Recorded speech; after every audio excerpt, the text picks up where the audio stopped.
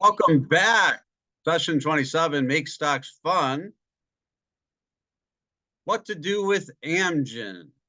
Amgen is a company that's been around since 1980 in the biotechnology field. They do white blood cells to improve human lives.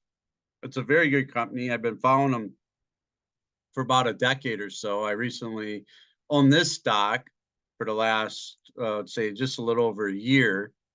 And this is kind of my situation. I have 20 grand in and I'm up above 35, flirting with 40%. Yesterday I hit its all-time high, and I'll show you that here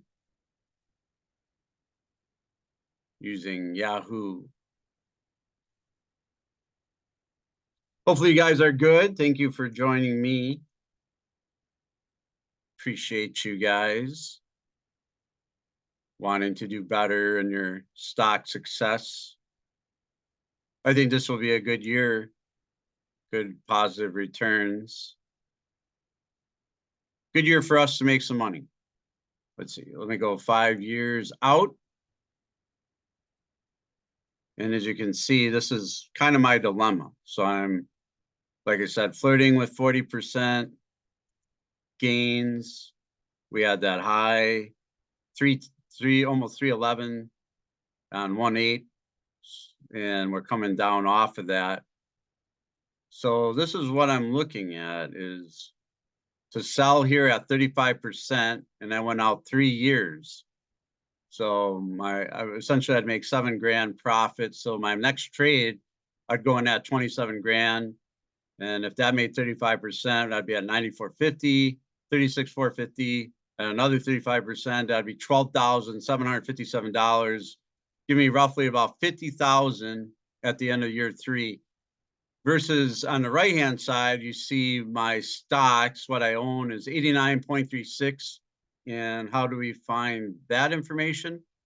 Stock analysis is my guide for that. So basically, you can see on March 7th, I'll get paid per share that I own $2.25. So that I've noted on my chart. So 2.6 shares is essentially what I'll have at the end of the year reinvesting my dividends. So at the end of year 1, I'll have 91.96. And then there's an 8.68% annual increase. So that 2.6 becomes 2.8, so 94.79. And then we're at 3 shares at the end of year 3, or out of accumulated 97.87 shares. And I figured, what if the stock went roughly about 345? That's my guesstimate. So that would be 33,700 at the end of year 3. Or if I kept making my 35%, then I'd have a gain of 16,000 over my compound interest scenario on the right-hand side. So these are good decisions to have. You know, like, what do? Do you sell out, take the money, or do you go for long term? Obviously, in 3 years, you don't take a total advantage of compound interest. That happens over time, over 10, 15, 20 years. I understand that. And I do have positions right now that are kind of like my forever stocks, like Apple, the Dow Jones, DIA, things of that nature. So those I probably won't sell. But what happened to me last year is, like with Hershey's, they went up 70%. I didn't sell, and then it went all the way back down to zero. Not 30%, 20%, anything like that. It went literally to zero. Like where I bought it is where it was. Now I'm like 8% up, but 70% is just too much not to take off the table. You know, that's money that you have for other stocks, in my opinion.